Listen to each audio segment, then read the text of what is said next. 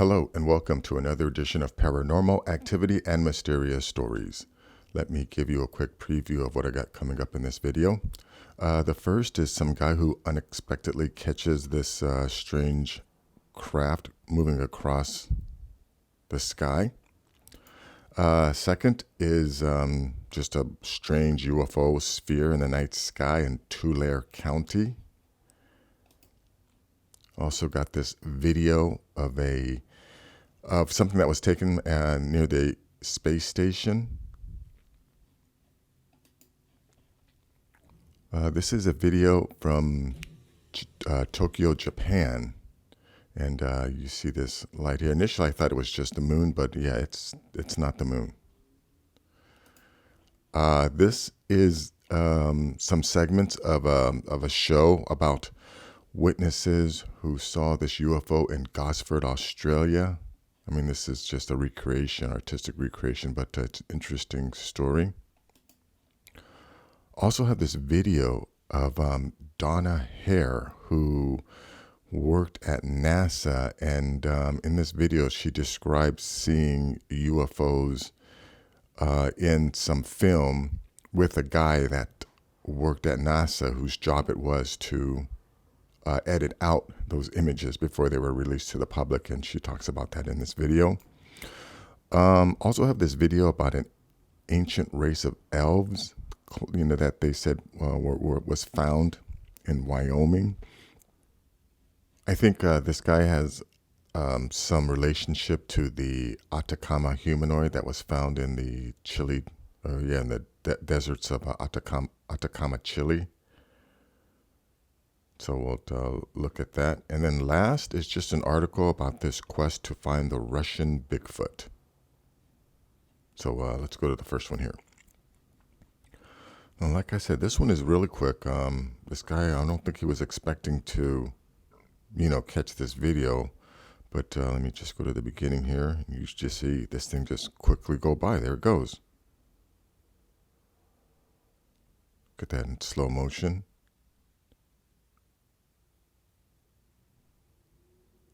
Yeah, that's definitely not a plane or a bird or anything like that. It definitely seems like to be a UFO, but check that out. I'll leave a link in the description.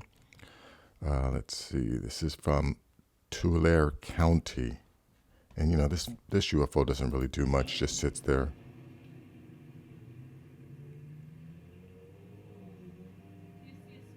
No.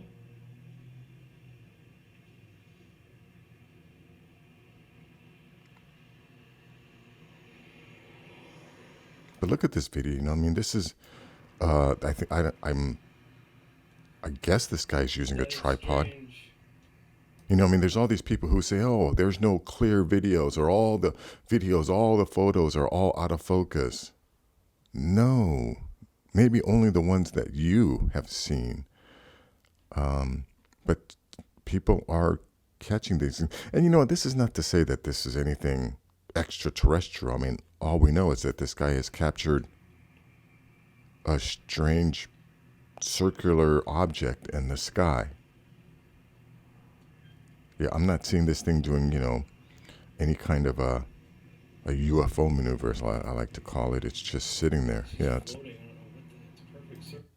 it's a perfect circle. It's definitely strange, but there could be an explanation for something like this. Possible. Okay, let's look at this one here. This is a UFO at the space station for 40 minutes, and they said it maintained the speed, so it matched the speed of the space station.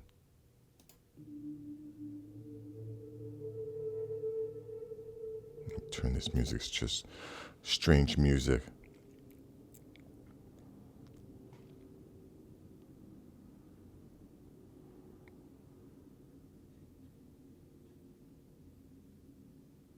Wow, this video is almost 10 minutes long, and it seems like that's all.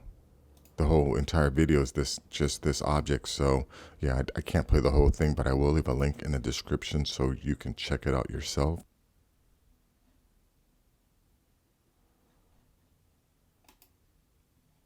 Okay, let's check out this video here. When I initially saw this video, I thought it was just the moon, but then it starts doing this blinking out thing, and I realized, no, that's definitely not just the moon.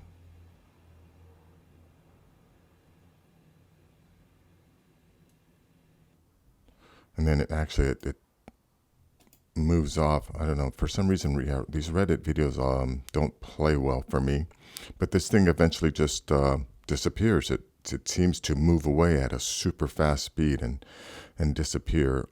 So I'll leave a link, you can check that out. Let's go to this next one here.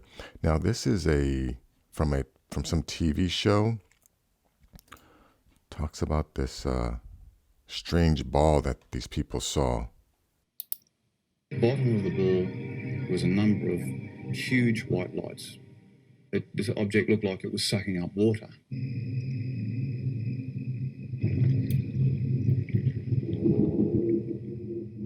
Some calls were quite frightful in their voice. You can actually hear the fear, and in the background especially, the fear of people and, of course, animals and things at the time that were experiencing this phenomena.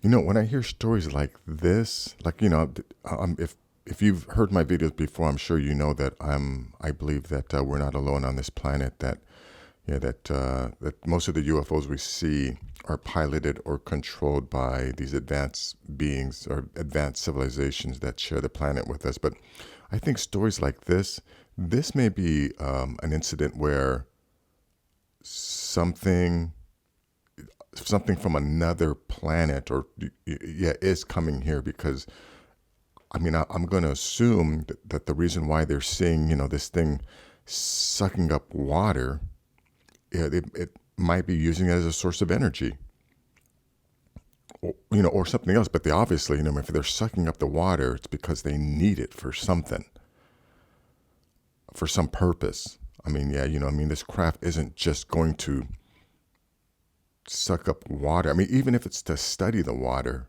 I mean, you know what I mean? It's coming here to get this water for a reason. They need it for a reason.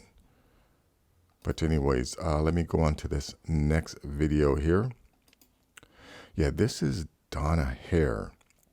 Now, she was a NASA contractor, and I think this is all part of the Disclosure Project that Stephen Greer put together.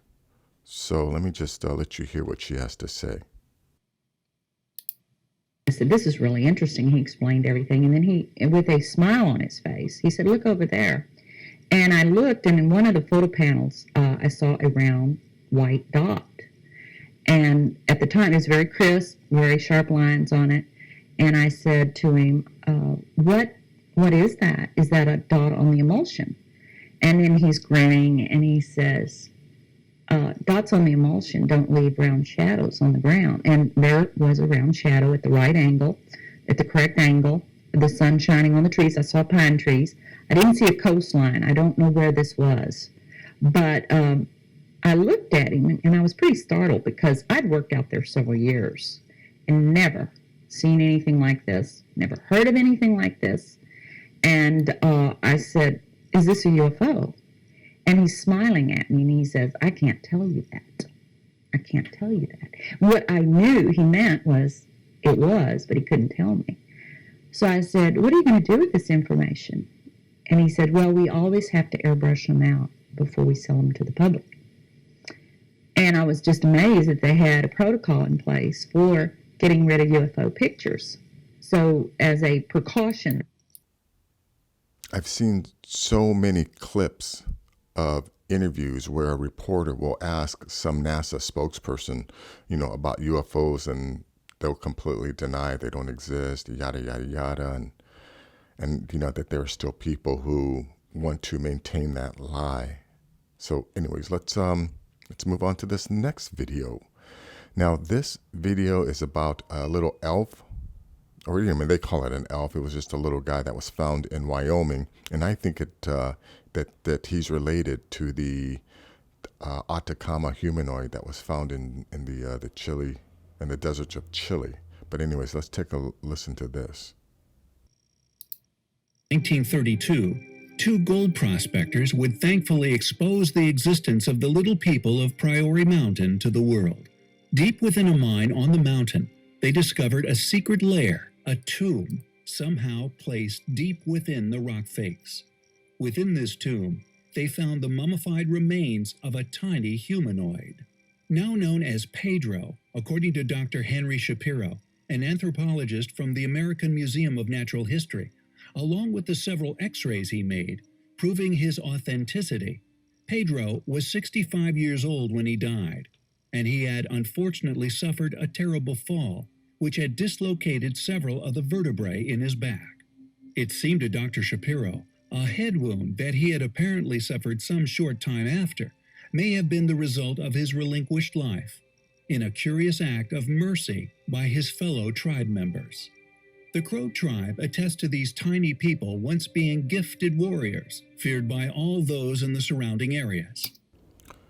Okay, look at the X-ray. This little guy had a backbone, or had a skeletal structure. So that's pretty amazing. This is the sort of evidence that when I look at it, and in relation to the other humanoids that were found, like the Atacama, and there's also there was a Ripley's Believe It or Not who had a similar. I'm not sure if it was this one, but he called it Attaboy. It was another tiny humanoid. That I have to reevaluate what we've been taught and realize, like, some of these stories that we're told, like with The Hobbit, when they talk about little people, elves and things like that. Maybe there's some truth to those stories, or to what we have termed myth. Maybe in the past there were a race of small people that existed alongside Homo sapiens, modern humans. And who's to say that these little guys aren't still around someplace? Maybe they're smart enough to avoid us. But anyways, I'll leave a link to this video in the description. You can check it out. Let me go to the last story here. Quest to find the Russian Bigfoot. Yeah, this is just a story about, apparently there are these giant Bigfoot type creatures in Russia too.